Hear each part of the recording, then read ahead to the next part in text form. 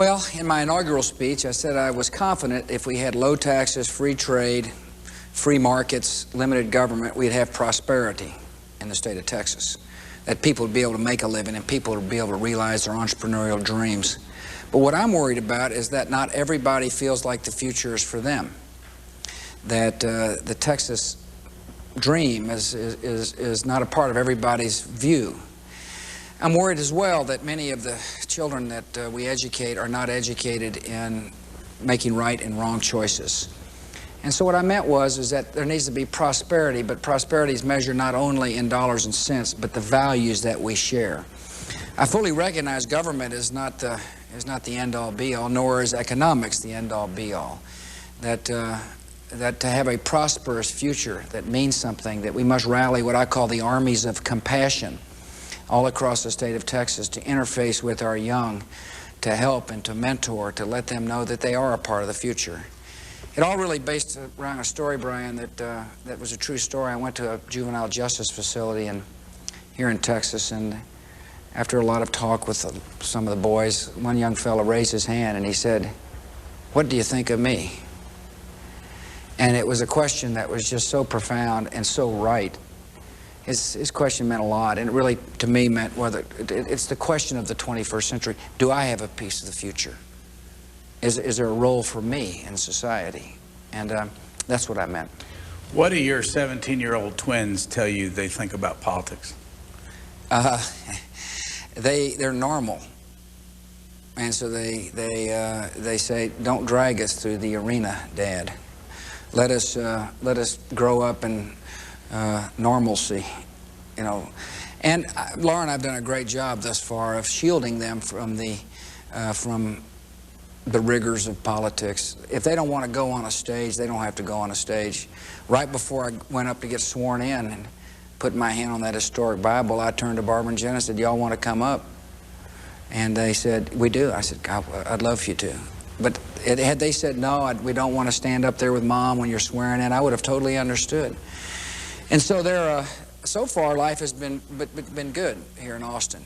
And I presume your question is thinking about the national arena. And I don't know many children that would be saying, "Oh gosh, Dad, please do something that's going to put the spotlight on me." Actually, what I was really thinking was that I think they're embarrassed, but I think young people are embarrassed just like old people are embarrassed. They're embarrassed for the country. And I think, at least here in Texas, most of us want to get this business over with.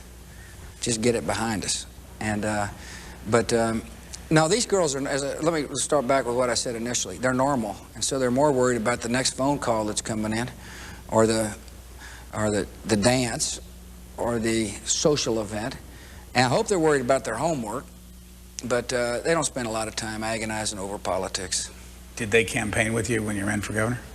Not really. I think little Jenna went out at the very end one day. I couldn't tell whether it was an excuse to skip school or she really wanted to see what it's like to be on the campaign trail, but we really haven't asked them to do that. I just don't like the politics of shoving your kids out there and if they don't want to get shoved out there. So Laura and I have done a good job of sheltering, and I must say the press corps here has done a good job of leaving them alone. Because it's the gateway to freedom. And reading is, we lack in reading and comprehension in Texas. 20% of our children can't pass the third grade reading test. Last year, over 40,000 students failed the third grade reading test. And of those 40,000, 38,000 were moved on to the fourth grade.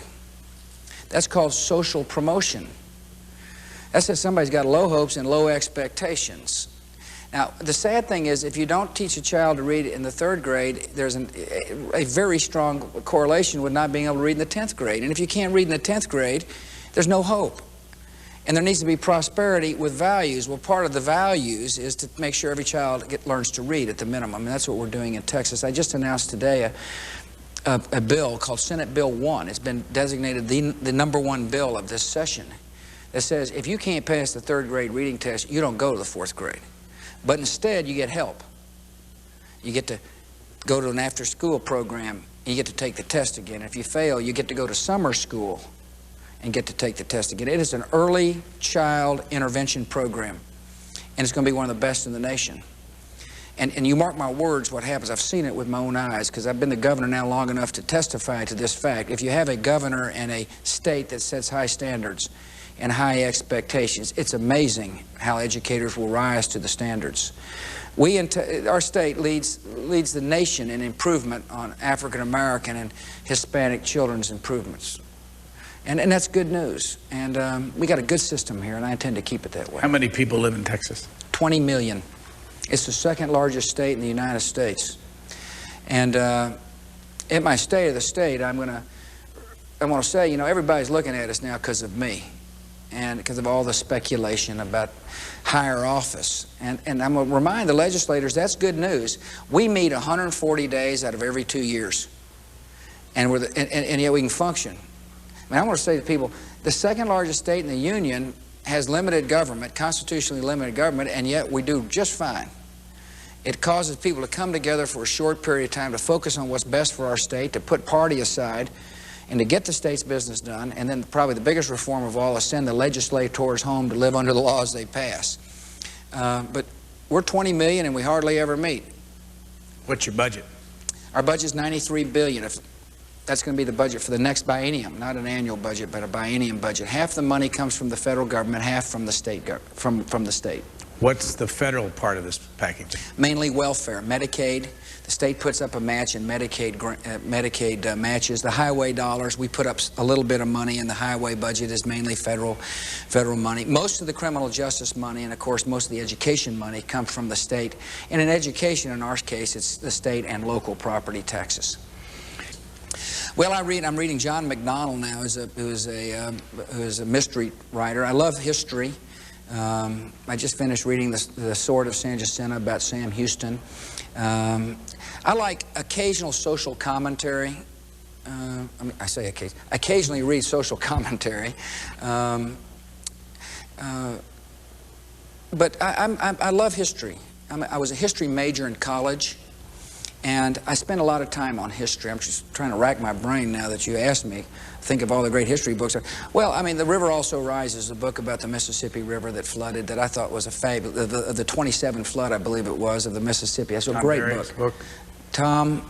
No. No, I'm on the other one, yeah. It was a good book. Go back to your history, though.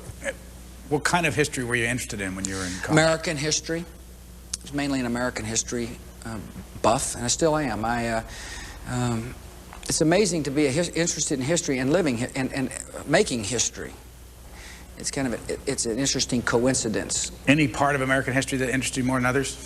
I'd say modern. I mean, I'm interested in. I mean, for example, T. Harry Williams's biography on Huey Long was just a fabulous book. I mean, I loved it, and I'd say more modern than modern being in our case not that long ago, but the 40s and 50s and 60s. Political history interests me. I thought the McCullough book on Truman was an excellent book. I've loved the books on Churchill. Manchester's books on Churchill really convinced me that Churchill was one of the great leaders and heroes of the modern era. What he did that you liked? Well, he was a straightforward fella. I'm kind of a straightforward, plain-spoken guy myself. I think, matter of fact, I think our state appreciates a straightforward, plain-spoken, say it like you believe it kind of guy. And I think that, at least that's the impression I got of Harry Truman. I wasn't old enough. I was born in '46, so I wasn't old enough to absorb the full Truman impact. But I thought it was a good book. It was well written, and I'm trying to remember some of the anecdotes that I thought was most fascinating. I love to watch the interface between the president and the Congress, and I'm interested in tough decisions. You know, people in this line of work, one of the best things about being governor is I make decisions all the time.